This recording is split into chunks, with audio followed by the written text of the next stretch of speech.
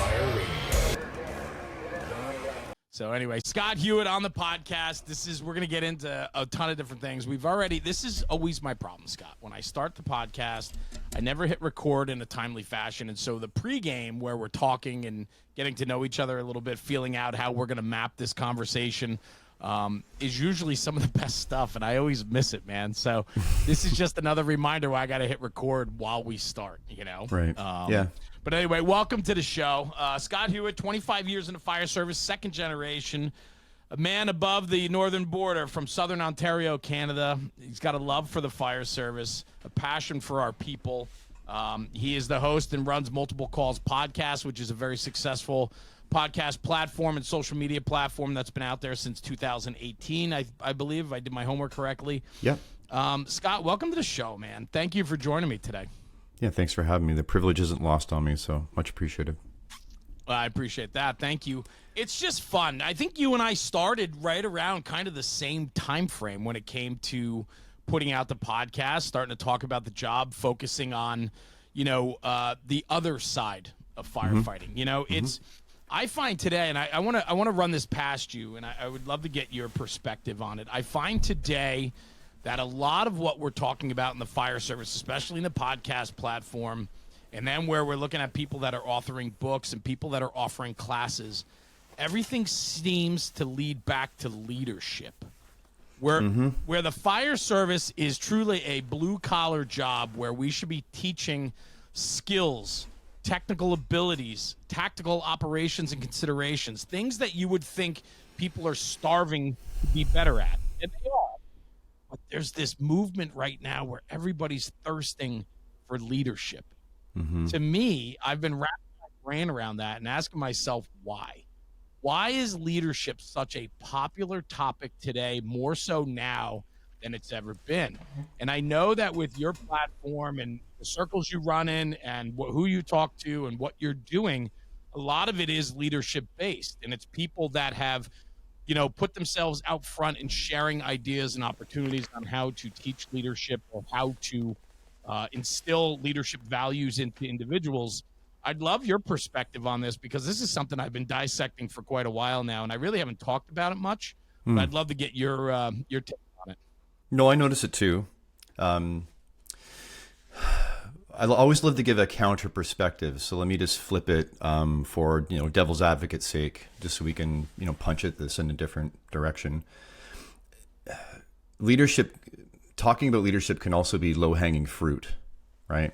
It could also be used as a distraction to avoid what we're supposed to own in and of ourselves, because if we're always pointing and saying, well, it's leadership, well, they don't lead properly, then we put the blame on somebody else, and now there's nothing for us to own when it comes to what we do.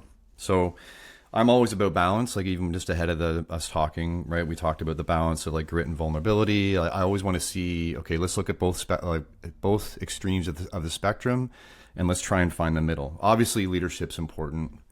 We need, we have that structure. We are being mentored.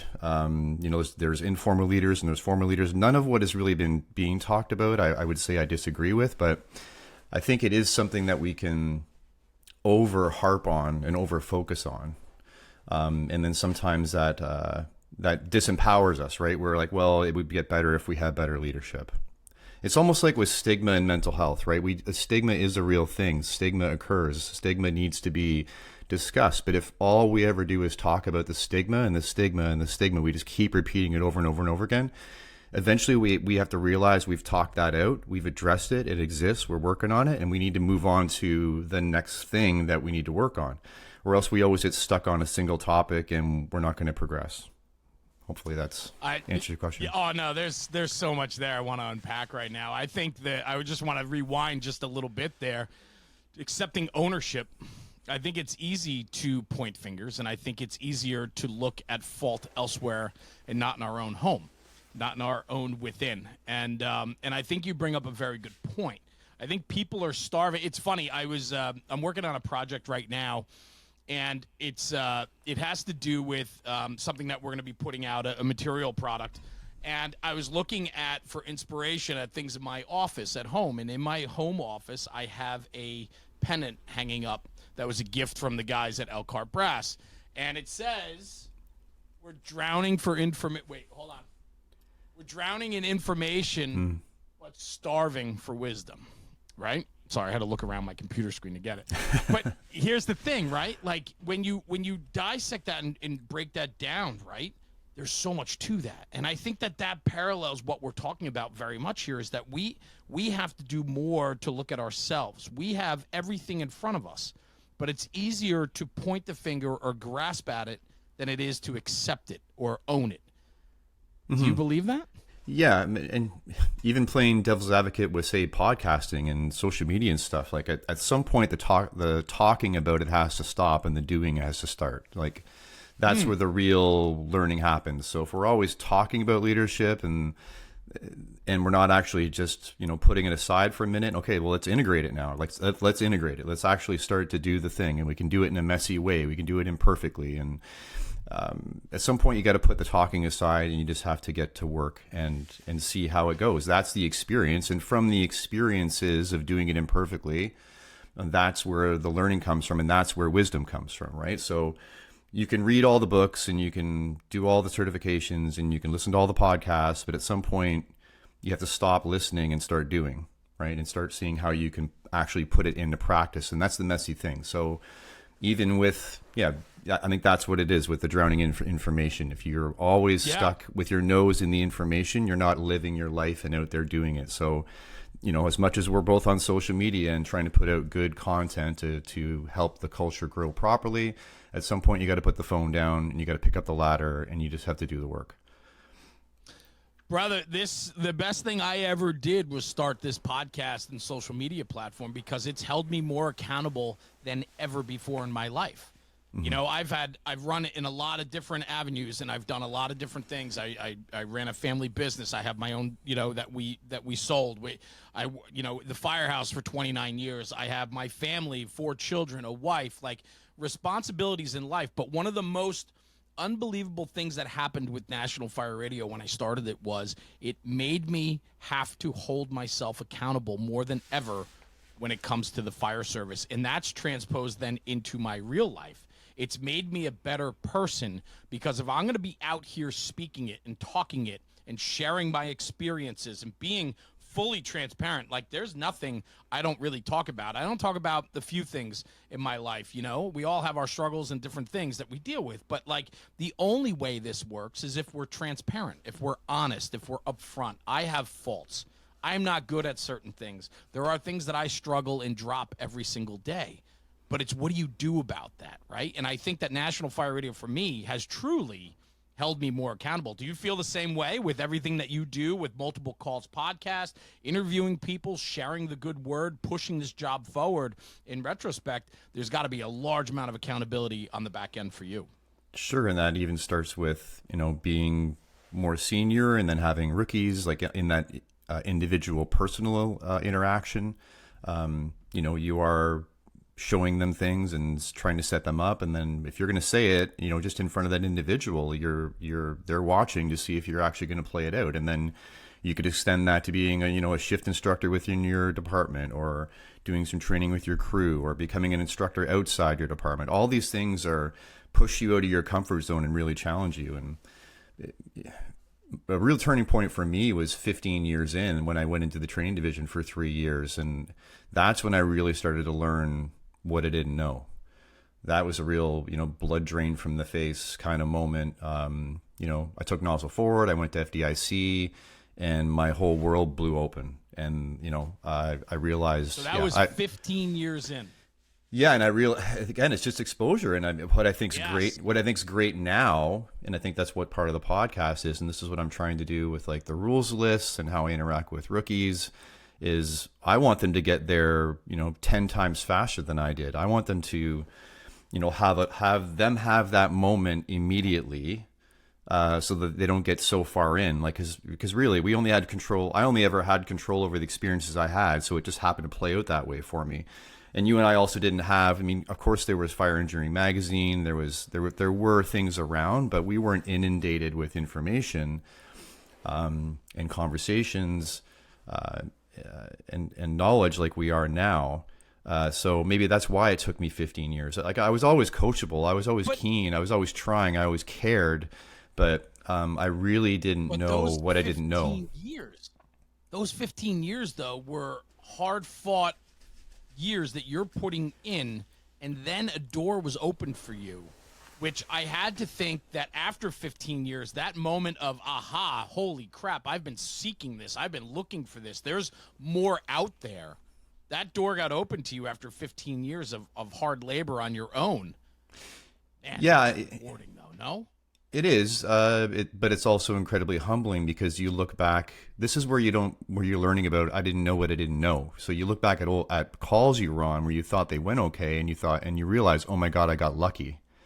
I was just getting lucky, many times. I couldn't have the experience if you didn't have the knowledge. I couldn't have the experience, frame it with what I was taught or knew and be able to reflect on it and then really see it for what it was and then make the change. You just had the experience. You took away, ignorantly what you could from it, and you move forward with it, where you probably could have taken so much more if you had, other guidance and other things to help you frame it. So this is why this environment we're in now is so beneficial, because you can look at what you did, reflect on what you did very often with body, say you've got helmet cams so that you can watch what you did and you can bounce this off other people and, take a class or watch other videos, and you can really frame what happened to you and learn from it, as opposed to ignorantly trying to pull from something based on, literally your own personal experience of it. So I just think the more calls I go on now, I can really learn from them because I've got so much more content to filter them through. My lens is way different. My lens is different. Yeah. That's a very good way to put it, and I love that. I do, though. There's so much opportunity today, and they talk about the fire service. It's not the same as it used to be. The guys aren't the same. Everything's not the same, and of course, it's not going to be. Right? We're constantly evolving. We're constantly changing. But when you have somebody like yourself that's senior in stature, that you have years in, and you want to share the experiences that you've learned along the way to better the next guy, that next generation, you're doing what you're supposed to be doing. And I think that your view on that is really incredible. I love how you just frame that in the context, your lens is different. Mm-hmm. And I think that people need to have some struggles in the beginning. I think they need to kind of find their way just a little bit. I know we have to push, we have to teach and tutor and give them the respect and opportunities that are afforded to them. But I also think it's important, too, to recognize that individuals are going to have struggles, especially in the beginning. They're going to have to kind of find their way. I'm a believer that, you got to get kicked in the teeth every once in a while. I think that helps build the person you become. And so, opening doors and having somebody like yourself to allow those doors to be opened to this next generation, it's huge. It's opportunity. It's giving them that context that they need. And I agree with you. Too often we're getting lucky. And if you don't have anything to reference that against, you're going to chalk it up to, yeah, we did a good job. Mm-hmm. Right? I still struggle and I still get kicked in the teeth. So I don't think that ever goes away. Yeah. So it was funny. I was just talking to a colleague this morning about we call it the lobster trap, but the wire box. When you do firefighter survival, do you guys have the wire box? Yeah, it's called a bunch of different things, but and we were talking about how to frame that for ourselves and for students. And I've even had students be surprised that I'll go through it first and show them, right? Like, well, we don't very often see the instructor like go through it first. Sure. And then I'll joke with them. I'll like, well, it's not for you, it's for me. Like, I just want to do another rep of it. So, but I've seen students and, in firefighters just kind of fly through it sometimes. Like, you get lucky, right? You're in the right position, the wires are where they are, and you fly through. And so I like to frame it for everybody that the point is to get stuck. The point is to get wrapped up as bad as you possibly can and then figure it out. And that's why kind of the wire box is a really cool prop, because it's different every time, right? And I want to get jammed up. I want to have to maybe take my pack off in there and figure it out. I don't want to sail through as an instructor and go, look, I've done this 5 times, so now I can just, I'm perfect at it, Look right? at me, right? Yeah, there's no learning that comes from that. Like what Right. I might as well have not even gone through the box at all. So I think the more we can put these experiences in context and realize that, we want to notice when we screw up. We want struggles. We want problems to arise, because then we're challenged to put into action what we're trying to learn, and you're going to learn something new from it. So yeah, the more we can get jammed up, the better. Where does this come from? Like, were you always like this? Did you recognize the importance for struggle when you were younger, earlier in your career, even your childhood? Like, I mean, I talk about on my platform a couple of humbling moments in my life that really made me take pause. Did you have those moments? Were you raised this way? Like, where's this come from? Because not everybody can speak like this and speak to this. Well, maybe it's two parts. I think I've always been, I've had that empathy, compassion, that softness in me. And sometimes you don't want that as a kid, right? Because this will dovetail in, right? So I didn't have it easy as a kid, right? I got pushed around a lot and bullied, and it wasn't always that as hard nosed as the kids around me. So, and I felt different and as an outsider, and so you're always sort of, you start to believe what people tell you, and you think this is a bad thing, and you feel not good enough, and you really struggle. So you do have to kind of harden up. It does harden you up being and going through that experience, which is a good thing, right? You do need to be hardened up in life. Life shouldn't be bubble wrapped and soft for you. That's not the way it should be. It's not the way life is. So in part, that's really good. But it would have been nice maybe to have that other side of me more supported and understood and recognized. Yeah. And for some reason, I think it just really held on. I think it made me really help see people that were struggling, and it helped me recognize others that were, struggling in the same way. It made me feel empathy for them and compassion for them. So I think that made me really want to help care for people. It made me want to fight for the underdog. I think that's really what made me want to get into helping people in this type of career. So, but then the career is really challenging and gritty, right? So I have to harden up to be able to do that. So I think from wanting to help people and in a time and in a job that is, I see the job as the great equalizer. To me, it's a great equalizer. It doesn't matter what socioeconomically, it doesn't matter what traits you have about you. You're in the same situation, and everybody's body and everything reacts pretty much the same way, right? So it equalizes the playing field. We're all the same.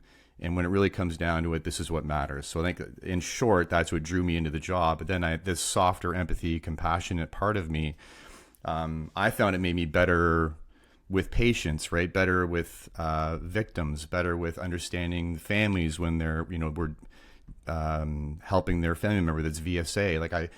I guess it's a good thing that I didn't shove and push and try to disconnect from that softer side of me, and I was able to integrate it into the grit, right? And so I think I'm constantly working on that. I don't think I have it mastered, but I'm glad I'm able to. I'm glad I'm able to visualize and feel both sides and really strive hard in both directions at the same time. I'm taking a pause because it's making me think a lot about, in some regards, of where I am, and I didn't learn a lot of that until later in life. I didn't learn a lot of that up until probably within the last 6 to 10 years. The importance of empathy, the importance of compassion, respect for others, more so now than ever. Like, these are things that I believe are what legacy is built on. I think this is what is important, what we need more of. I think that there is a larger disconnect from these core values, more so now than ever before. And so good for you. I just, that was powerful, man. The last few minutes here were super deep, and I appreciate that. I think that finding that balance, right, for yourself, whether it's through training or just being a senior man in the firehouse, a mentor, there's a way to mentor. There's a way to craft and shape the message for the next generation. And a lot of it I talk about is like delivery. How do we deliver the message? How are we hard some days? How are we hard-nosed some days with them and softer the next day, right? And it's finding that balance to make the next guy better? I know you talk about vulnerability and how important that is, and that has a lot to do with your own beliefs and where you are, and you can't allow yourself to be vulnerable unless you're in a good place yourself. Correct? I don't know. I would play devil's advocate on that too, where, I've had some really, really hard years recently, and I've still been able to be, soft and vulnerable and compassionate and empathetic through all of that. So I don't think I have to be in a 100% solid, amazing, superhero good place to then allow myself to be vulnerable. I think, yeah, you're not going to flip a switch. You're living a fluid existence, and it's more about just being a good human being, right?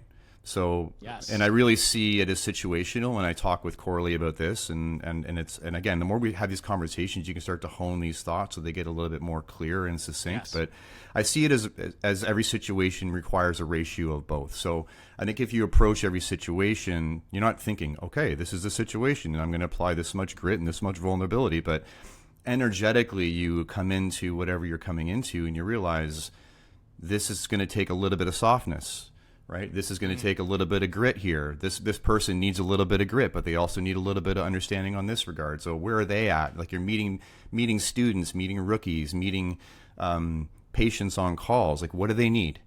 Do they need 100% grit right now, or do they need 100% vulnerability? Do they need a 50-50? Do they need a 60-40? Like, what is it? And I think the more you start to master that skill, the more you do it effortlessly. It's just the way that you pick up on the vibe of what's going on, and you know how to apply, that approach.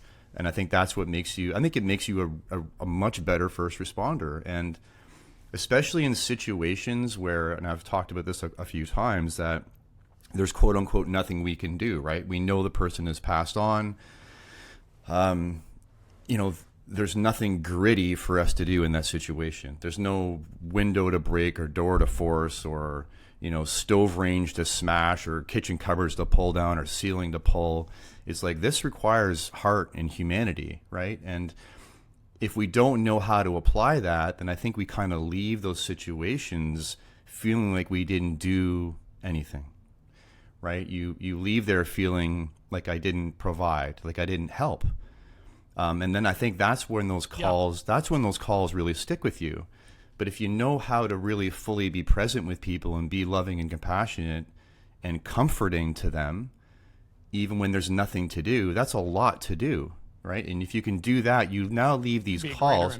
Yeah, you leave these calls. Obviously, they're still tragic. You can still be frustrated and mad and angry, and your worldview can be challenged. And it may take you a while to process all that, but what you can leave that call with was, I was there in this way. Like, I was a good human being with these people in this situation. Yes. So I leave that feeling like I did really, really good. I did some good on this call for these people. So now that helps me personally on the tail end process the call and not carry the tragedy of it that I got to bury with alcohol. Yes. Yeah. I mean, that's really, bad calls can become good calls. Not that they're an amazing Go further with that. Yeah. Not that they're not a good call as in like, it's amazing high five, super skill that we applied, and, my fitness was top notch. I mean, I don't mean that kind of good, or the good feeling like, oh, we helped a little old lady across the street, or, helped rate her in her chair or something. Like, that's not what I mean, like, as a good call. I mean, really, really hard calls can be seen as good calls because we did good in them, right? It's just like fires. We don't want bad things to happen to good people. Honestly, I think all of us would prefer if there was never any fires and no one ever got in car accidents and no one died. Like, if we want to speak truthfully, we would probably be happy if that never happened to anybody. But it does happen, and it happens all the time. So someone's got to show up and someone's got to do it. And then we had this mentality of like, well, if bad things are going to happen, I want to be there to help. Right? So I think we need to somehow come away from these heavy calls, challenging calls, with having felt we've done some good. So when I look back at really challenging calls that I felt I was a really good human being, That's what I look back at that call as. The tragedy's going to happen. I can't control that it happened, but I showed up. I was a good human being. So now when I think back, I feel proud of how I was. So that helps me feel better when I look back at the catalog of the calls I've been on. I'm not just carrying the tragedy. That's right. That's right. You know, you were there to affect, to make it better, and to be a good person, to be a good human goes so far. And I find that trying to explain that, trying to demonstrate that on the daily, to watch, you know, sometimes I like to just take a half a step back and see if somebody else is willing in the crew to take a half step forward, to take on that job of making things just a little bit better. Maybe a conversation with a loved one, or a conversation with the homeowner who just had their, you know, a fire or a death in their family, and we're there to handle the situation. Who's stepping up? Who's taking that half a step forward to take that lead and have that just human connection and conversation? That can go so far. But I love how you brought it back to the part of that healing process, right? We all have a catalog of tragedy, as you put it, right? How do we get ourselves past that? Because we do have to deal with it at some point. We're dealing with it. We're dealing with our past. We're dealing with that catalog. And I think you're 100% right. It's those takeaways where we're trying to do our good. We're trying to bring something positive out of a negative situation. And I think that just being a good human being and being there on the human side for people goes so far, not just for the person that you're affecting, but yourself as well. Yeah. I never want to, because I've experienced this, I never want to discount, minimize challenging things that are hard, that stick with people.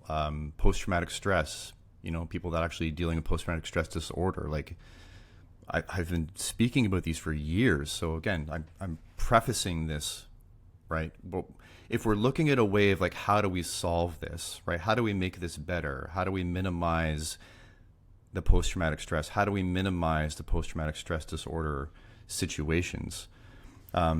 You know, I think we need to have the conversation like this about perceiving things in a different way, about being able to take different things away from calls. Because if we don't, then the only narrative we have is how ugly everything is, and this job and all the things we see and how it beats me down. And again, like, it does. Again, that's not, no part of me saying it in that way is me saying that it doesn't. But I'm saying if that's all we do is see it from that lens, then that's all we're going to carry, and it's never going to change. So we have to pull some light out of this darkness somehow. And I think through this conscious action, it's not just it's not just an ethereal thing that's floating out there that's airy-fairy. Like, I'm not asking for, you know, for pixie dust and unicorns. Like, this is not what it is. It's an actual thing you put into practice. And you say on the daily, like, well, you know, with patients, putting a hand on the shoulder, or sometimes with patients that are, you know, semi-conscious and you know, combative, I've placed my hand on their forehead and I've spoken softly to them as if I'd speak to my own mother or my family member, and I've seen them physically relax and calm, and then I feel relaxed and calm, and they know that they're comforted and supported, and I feel like I'm supporting them. So all of a sudden, something good is coming out of that. There's a connection there. So the problem is, we've always been taught, or it was common to teach guys to disconnect. I have to disconnect because I got to focus on the job at hand. What I'm saying is, I think it's wrong. I think the more you can connect, the more that yes, it may be hard for you to then process the emotional side of that, but you're carrying that connection that you connected with that person. You're carrying that from that call as well. So I don't think the whole barriers and stoicism and guys can sometimes wear that as a badge of honor, right? They want to talk about the war. They want the war stories so that they can fit in with the other guys with the war stories, right? So we as the more senior members, if we start showing like, hey, you can kick ass, right? And you can pull hose, and you can flow and move, and you can throw ladders and force doors, but you're also seeing me do this. Right. So the only way that I interject this into the culture is if I can do all the things that the hard asses can do, and I show that I can still do the other side. Yes. I have to prove that you can do both. Yes, like, absolutely. I couldn't agree with you more. That's beautiful. Very well said. Is that what kind of led you then into pursuing the podcast in a way? Like to share your experiences, your thoughts, your ideas, seeing that there's a way to share your knowledge, your experience in other, platforms or ways of delivery? Yeah, that was the training officer experience too. So again, let me just, I'll start again by saying that experience in there was very much oh shit, I know what I don't know now. So I was in a very humbled place. But I then had the tools in front of me and the opportunity through recruit classes and and doing more and more instruction and putting myself out there and doing it imperfectly. I had the opportunity to get better at I think what Kyle Ramagas talks about, how he's really good at packaging information and explaining it to people. I'm like, that's perfect. Even just him saying that is like, again, he shows that he's so good at what he does. So I got better, and I have that phrase now. I got really good at packaging information and explaining it. And then I was also deeply involved with peer support for most of my career, and still am. So I always felt like I wanted the people I'm teaching to have that experience and to have that realization. So that's kind of why it all coalesced. But it was a recruit or two during recruit classes that said, hey, you should write a book or you should do a podcast. I'd listen to it. And I was like, I took the compliment. I'm like, I appreciate that. That means a lot to me. And, for someone to say, hey, I would sit and listen to you talk about some things, that's pretty powerful. Right. But I took the compliment, but I tabled it, and I didn't really think much of it. Like, I didn't have I'm going to drive out there and get this done. And then a few things in life just sort of fell into place, and the opportunity was there. I'm like, well, and then I really like the concept of the fact that I can create something and put it out there, and no one is forced to interact with it. So I'm not out here forcing people into a classroom and telling them and pointing a finger and screaming and telling them they have to listen to me, and then they got to do a test on what I said, and I'm going to evaluate them. That's not the thing. I literally just put it out there, and people will tell you whether it's crap or not. They certainly do. Right. So, but then sure. if the good feedback comes back, it's like, okay, that's your audience. That's people. That's the culture, your family telling you this is good. The way you're approaching this is beneficial. You should do more of it. So you start to get that feeling, and you keep rolling with that. And I think that's why it's just kind of organically grown the way it's grown. There's never been any intention for me to be on it. If anything, the opposite. I've always wanted to pull myself out of it as much as possible and make it more and more about the guest, just as you're doing today as the guest host kind of, right, dynamic. So the more I pull myself out of it, and I wanted to highlight, people that I thought were great people, that also gave me the confidence to be like, okay, I'm not doing this for me. It's not about me and my ego. I'm doing this for the right reasons. I have good intentions. Just keep doing it with good intention.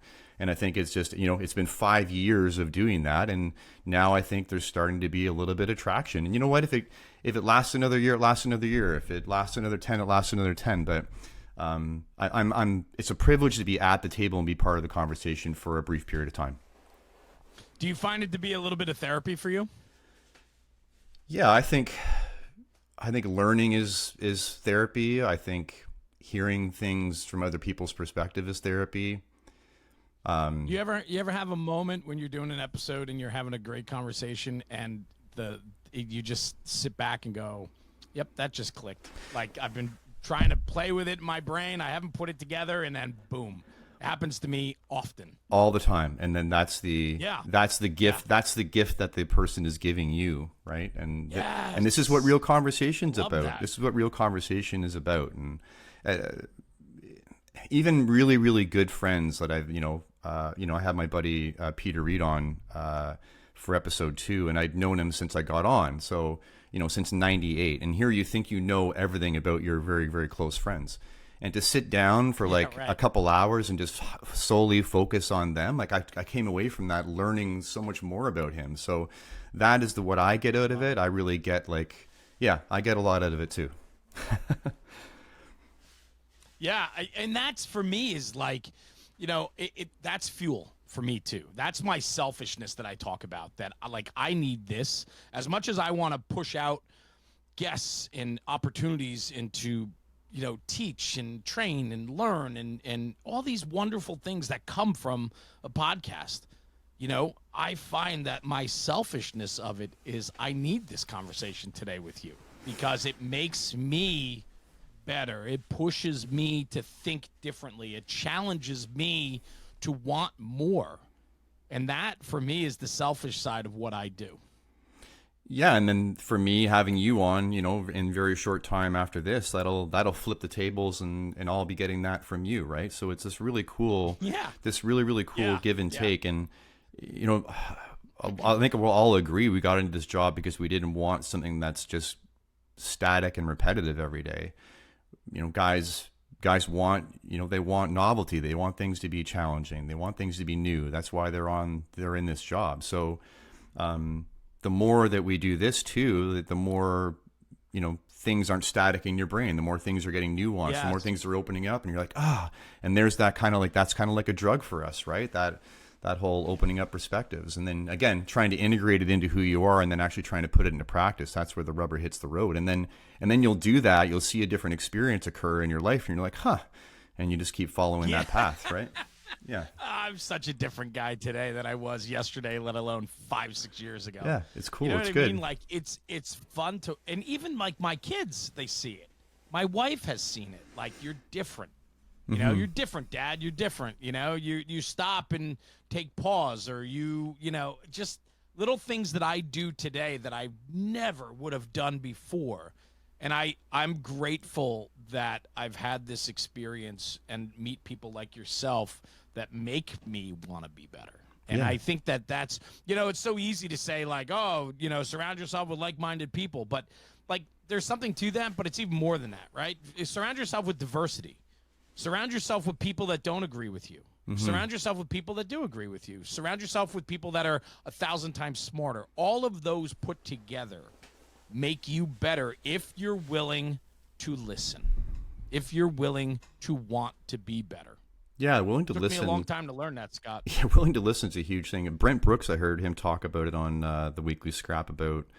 He was talking about high-rise firefighting and ventilation, and he said is how important it is to take tactical pauses, right? So it's okay to take a tactical pause in a moment and recognize when that is, when you can breathe, think about the situation deeper, and then make a choice and start acting again. And I think I extrapolated that to any firefighting activity. Like I've thought about it even stretching a line to the front door. That's kind of like fast paced.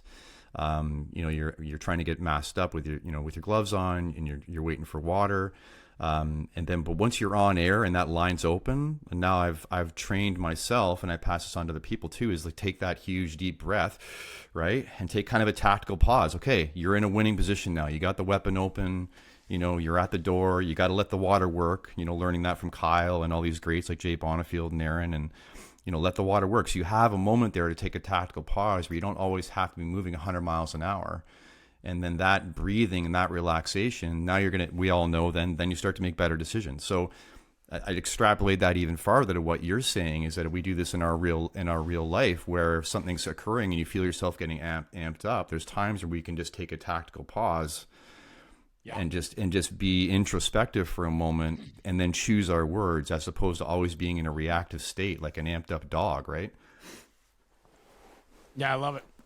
There's a lot there for sure. I love tactical pause. Brent Brooks is a rock star. Yeah. Such a gentleman. Yeah, love that guy. So smart in his craft. Yeah, for sure. Let me ask you this. I want to pivot just a little bit. Sure. Mentorship. You, early on in your career, until those doors opened for you to find the world outside of Southern Ontario, Canada, right? What was the mentorship like for you early on? Did that help you in crafting who you are today? Oh, sure it did. So my dad was on the same department that I got onto. He never pushed the job on me, but I always noticed his professionalism. He'd always have his uniform set out the night before, and his shoes were polished. Not that I'm a shoes polished every single day. I'm just saying, like, we don't take all the great things from the greats before us, but we take some of them. But I'm just trying to paint a picture of like the things I noticed, right? Sure. So I kind of got from him the feeling of, the work ethic, and how to approach things. So I had that from him. And then when I got on, there were a lot of guys on the job, like a bunch of them been on longer than I've been alive, right? Which is weird because now I'm literally in that situation. So I've been on a certain amount of time, and there's a rookie at my hall, and she's that age. So it's literally just flipped, right? So I look back now, and and they may not have had all of the access to all the resources that we have today and the UL studies, and it's just a glut of stuff to like, oh my God, like how do you not get better at this job now? You've got everything at your feet, right? But they were they were that, as stereotypical as it seems, they were the gritty, salty, like they were seasoned, they were very trustworthy, and there was some calming in that of like whatever they do and whatever they say, I'm going to do it. They were supportive, they were challenging, and so I look back on now and I feel really kind of blessed that I feel like I straddled two generations. Like I feel like because right now, technically at 25 years on, I should be the salty firefighter to the rookie that's in my hall right now. But I'm not. Yep. We talk about the salty dogs, you and I talk about the generation before us, like the world's greatest generation. Yep. That's who we're talking about. So maybe that's where this, tough and love kind of coalesce together, is that I feel I have one foot in that stoic, hard ass, cigars kind of world, which has huge value. And I also have a foot in the softer, kinder, gentler world, which also is really important, has a lot of value. But there's also detrimental things in both of those approaches too. So it's about pulling the best from both, right? So I think that's maybe why you and I have this kind of we have a foot on both mountains, right? And we're able to see both sides and learn from both sides. This is why I do a program called Bridging the Gap. The Generation X era, you and I, right? I'm 40. I just turned 47 2 days ago. Yeah, I'm 48. Generation X, graduated high school in 95. Mm-hmm. Our generation knew life before the internet, and we know life after the internet. We bridge that gap. We do stand with a foot on each mountain because we have two different generations, the one before us and the one after us, that we bridge that gap. Our generation are the people that push the narrative forward to connect those two generations together. And that is a big part of what the fire service is about today. Guys, in our lane, that Generation X generation, we are the ones bridging the gap. We have to. And it's our job because we don't know any better. Go ahead. And if we want to use that, with great power comes great responsibility. I think this thing you and I just mentioned here, this is our opportunity. This is what the fire service needs to carry forward in the proper way. So we do not lose. There's traditions and mentalities and grit and approach that needs to be carried forward, and for over our dead bodies, we cannot let it go. Okay. Amen. But drop the mic. I'm out of here. But there's also with that older school, and it's not, they never did it malevolently. It's just the generation they were brought up in. They didn't have necessarily overall, I didn't say not all of them, but overall there wasn't as high an emotional IQ as there is now. Right. Oh, 100%. Right. So we cannot let that toughness go. We cannot, but we can inject. And again, we don't have to let it go at the price of bringing in, being softer and gentler and kinder. One doesn't have to be given up for the sake of the other. So this is our power. This is our great responsibility, is to be able to verbalize this and be able to enact it in our daily life and around the fire hall. And the more that we do that, that's when we now set the new culture. I love it. I mean, in so much there. I was going to ask you where I took the mentorship. I was then going to ask you, you're now in a mentorship role. Yeah. And so it's now, and you just wrapped that up beautifully, right? It's that, it's being in a mentorship role today. It's still maintaining those core values of that blue collarness, that grit, that toughness that has to succeed in the job, but it has to be packaged with today's delivery and today's understanding. And that is difficult for many when it comes to mentorship to truly understand how to bring forth old school values with today's points of view and today's way of life. And it takes a unique individual that can package that in a way that promotes the job and pushes the job, or bring it even smaller, pushes your fire company to the next level. Yeah, and never at any point when we have conversations, we're always talking about ideals, right? So right now we're setting ideals forward for us to sort of strive towards. So again, just because we're the ones talking about the ideals doesn't mean that we feel like we do it perfectly every single day. And this is where, with the 50 rules for the senior firefighter list, I got help putting together, and the 25 rules for the fire service instructor. I love that. Just because just because they're there on the website doesn't mean that I've done, like, look at me, like I do these every day and I've achieved this mountaintop, and I'm perfect at this. It's just, they're just ideals for us all to sort of have conversations around and try and do better, because there's days I'm shitty and I'm not a mentor and I shoulda, woulda, coulda done better, and I'm like embarrassed and I got to try again. And there's days that I couldn't have nailed it any better, right? So I try and get humbled as much as I can by those horrible, shitty days, and just accept, that I'm human. That saying that I'm, made up entirely of flaws stitched together with good intention, right? And then I'm also trying to celebrate the wins when I know I knocked it out of the park. So if I can do a bit of that, that's yeah, such a real conversation. I think more of us need to have that conversation with ourselves. There are going to be days we're off. There's going to be days that we snap. There's going to be days that we don't carry ourselves in the light in which we do regularly, and that's okay, right? I think a lot of what we have to focus on is, it's okay, just how do you get back? Like, have a true conversation with yourself. Recognize that you're not yourself today. Recognize that you're having an off day. And maybe through recognition of that, finding the plan of, how do I get back? How do I get back to where I want to be? Yeah, and you get knocked down and you get sick. You lose a couple days of health, and it's like, how do I get back? And you get an injury. I've had to go through that in this past year. It's like you get knocked down again. Sure. It's like, okay, how do I get back? And you look at meditation. Meditation is about, being perfect and having this clear mind. It's about, your mind wanders and you bring it back, and your mind wanders and you bring it back. It's the practice of it. And so I think we can give ourselves some grace. We can give getting back to the start of the conversation, our leaders. Yes, we need to have expectation of our leaders, but we also need to give them some grace, right? And with the rookies and that we're trying to mentor, yes, we should be having expectations and be, firm with them, but we also need to give them a little bit of grace, because we realize we were kind of fucking up along the way too. And we still do. So again, it's not everything is excusable, right? But we need to give each other a bit of grace here and there. Yeah, I love, so a couple things. You mentioned your 50 rules for senior firefighters. You have 25 rules for the fire service instructor. Really great. This is on your website, multiplecalls.com. And then also you have your list of credit. Right. I love that.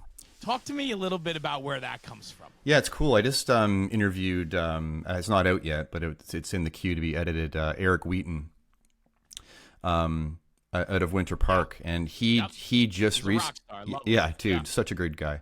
I can't wait to release that one. He just recently put out the Book of Mentors, and I loved how it's kind of in this. It's in the same look as the Book of Andy and the Book of Shoop, like, which have been like Bibles for me and so many other people. So I'm like, I got so excited when I watched how he did it. Like, here's the picture, here's a little blurb, here's an invitation to go down the rabbit hole of why you should know this person, right? So. That to me is again, if I'm going to do a podcast, if I'm going to like put things out there, it's always credit where credit is due, right? So in the commentary section, I think the first meme is like, credit where credit is due. So I can't possibly keep up with it enough. Like, I need to, like, I told Corley, I literally need to go through all your episodes and just put all the names on all your episodes on that credit page. But I guess to me, it was an effort to try and like, give credit where credit was due. Here's amazing people, and there's probably hundreds on there, and there should be thousands and thousands more. But I think we need to celebrate each other. We need to hold each other up. We can get very caught up in the negative. And I'm just I'm very gracious to have had exposure to all these people. So I just want to make sure that they, kind of shout their names from the rooftops. And that's one of the cool things Corley does with the Mount Rushmore, right? Like, that's another another version of that. And now Eric with that book. So, I think we do need to celebrate each other and hold each other up. And it's okay, honestly, if other people want to celebrate us in small ways too, right? Because if you're always pushing away compliments, if you're always trying to self-deprecate and push yourself down, then what are we teaching to the rookies coming up? It's like, well, I should be able to do great things, and then I'll be accepted into the fold too, right? Like, it's okay to take compliments. It's okay to celebrate what you're good at. It doesn't mean you're arrogant. You've just done some good things, and we need to celebrate each other. Just like when we pipe somebody out when they retire, it's the same thing. It's like credit where credit is due. Yeah. No, I love that. And it's, I think that's a big part of like how humbling this all is for guys like us, right? That get to be stewards of the message, looking through this list and looking at those names. It's, I know probably 95% of them, right? And it's like, it's a list of people that give so much back to the fire service. And I think, and what we need and what I want to make sure of is you and I and other podcasts, you've mentioned Corley a few times and so on, like the other podcasts that are out there that are pushing a narrative, and I mean a narrative in a good way, the positivity of the fire service, right? Giving a place for the voices of the fire service to be heard. We have an obligation, right? This is our little way of giving back and pushing this job ahead, is providing platforms where people can share their knowledge and experience. And we need to be stewards of that. But I want to challenge the next generation and the generation after them that we need more people diving in, going all in, and providing us the next generation of leaders. We need leaders. We don't need, we got all avenues of the spectrum, right? We got every lane you could possibly imagine, but we need leaders, and we need leaders that can lead. And they don't have to be chief officers or company officers. They can be firefighters that want to master their craft, that become good at something, and they want to share it because they know that their experience and knowledge of what they can share will add value to the overall picture.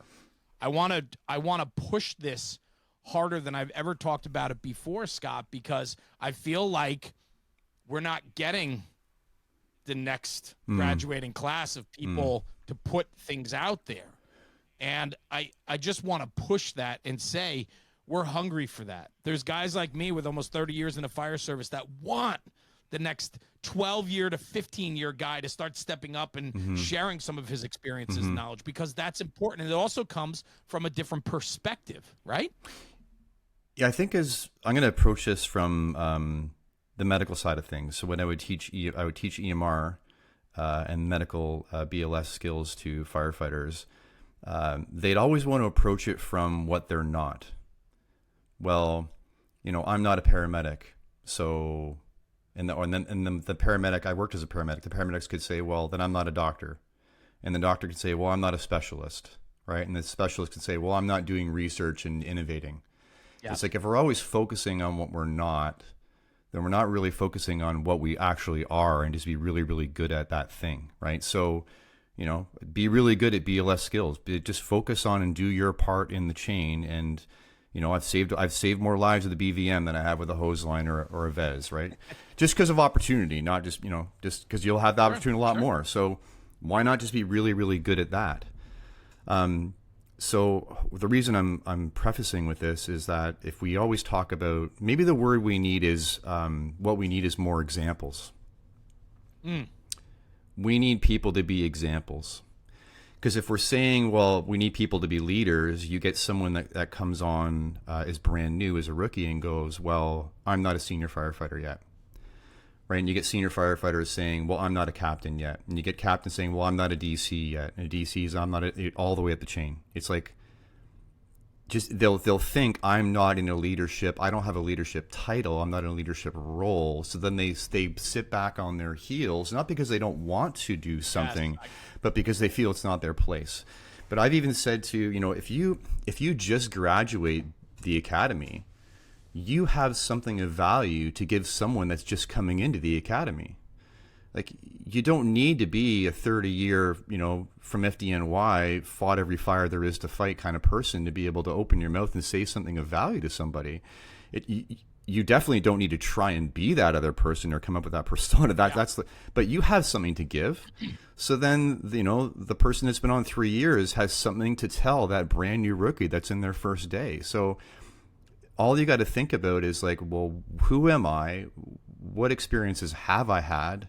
What can I offer to this person that's in front of me? And then what can I do to be an example? So maybe what we need is not people thinking we need better leadership. We just need better examples at all levels. Thank you. Really well put together. Yes, an example. That's exactly what I was gunning for. Because you can always be an example. This is why I surround myself with smarter people, because you're much more poetic than I am in putting words out there. But that's it. You're right. Be an example. And I think that really is the underlying theme of the past hour together, is be an example, whether it's being a better human being, being a better firefighter, a better parent, a better father or mother or spouse, anything. Be an example.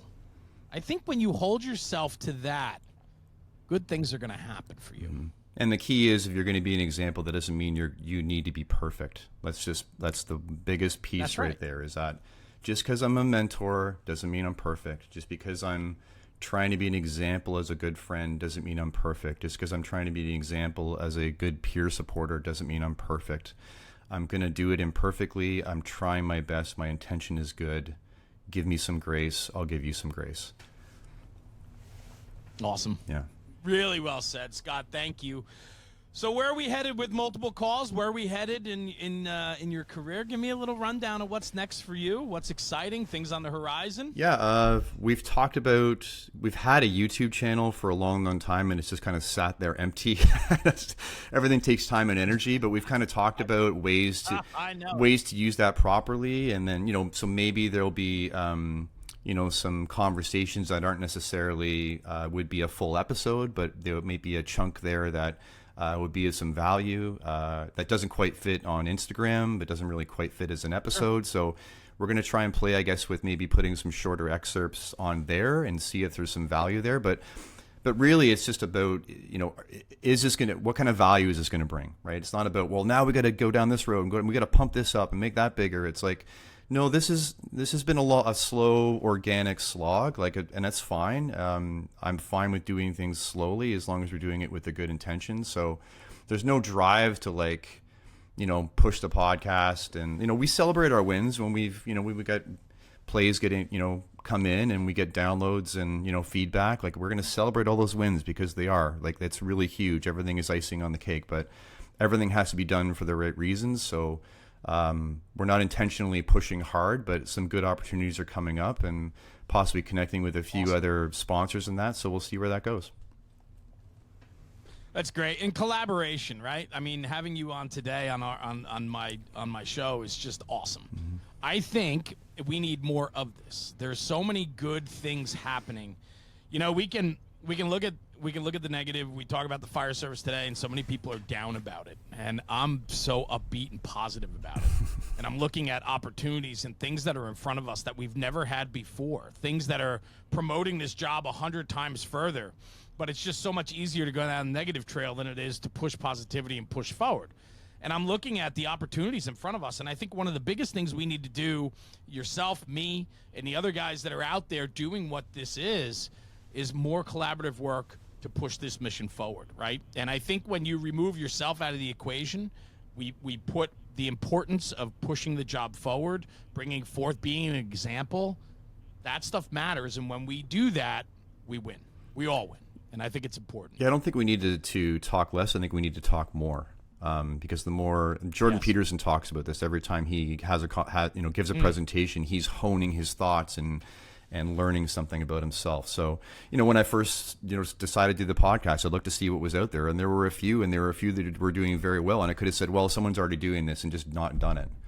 Right. It's like, that's right. But if every guitarist, thought, well, Gary Clark Jr. exists, so I guess I better not play guitar, then no one else would play guitar but him. Right. And he would have thought the same thing about, looking at Jimi Hendrix. So you don't have to be amazing to do something that's going to be of value. So, put yourself out there, and if it, if something sticks, it sticks, and, have an experience, learn from it. I love it. Scott Hewlett, thank you, brother. Thank you for joining me today, man. What a awesome conversation. Dude, loved Just it. to get to know you a little bit more, but I think we went down some great roads, For man. sure. Thank you. Yeah. Awesome. I appreciate the time. Where can people find you? Yeah, of course. Where can people find you? Promote. I want to promote the hell out of you. Where Thank can you. they find you and see what you're doing? Yeah. So email is multiplecalls@gmail.com. We just, shortened up the website. Now it's multiplecalls.com. IG is, that's where you'll find me most often. It's at Multiple Calls Podcast. And then everything is just automatically generated into Facebook. So I'll drop into Facebook now and then just to see if there's any comments or questions, but I'm not very often building new content on there. I just kind of let IG fill it up automatically. But yeah, that's that. And then through the website, you can actually make a submission, which will email me. So if you want to go the clunky way, you can go through that way too. But yeah, lots of ways to reach out. I love that stuff. I've got lots of, There's a lot there. Yeah. So I've always sort of having conversations with people. I'm always up to talk shop. Please hit me up. Yeah, love to have conversations. So please reach out. Awesome. Scott Hewlett, thank you so much for joining me today on the podcast. Absolute pleasure getting to know you a little bit today, and looking forward to doing some projects down the road with you, man. So thank you again. Thanks, Jeremy. Yeah, stay right here. I'm just going to sign off the podcast. I'm going to come right back to you, okay? Don't go anywhere. Everyone, thanks for tuning in for another episode of the National Fire Radio Podcast. Scott Hewlett, Multiple Calls Podcast. Check him out, multiplecalls.com. Check him out on Instagram and on Facebook. He's bringing so much to the game, an insightful, powerful conversation today. This is one of those conversations I take away so much. I look at the notes that I have in front of me.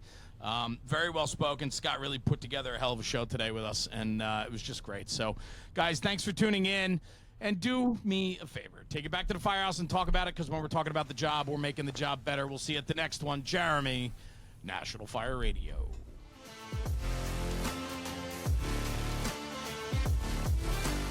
National Fire Radio.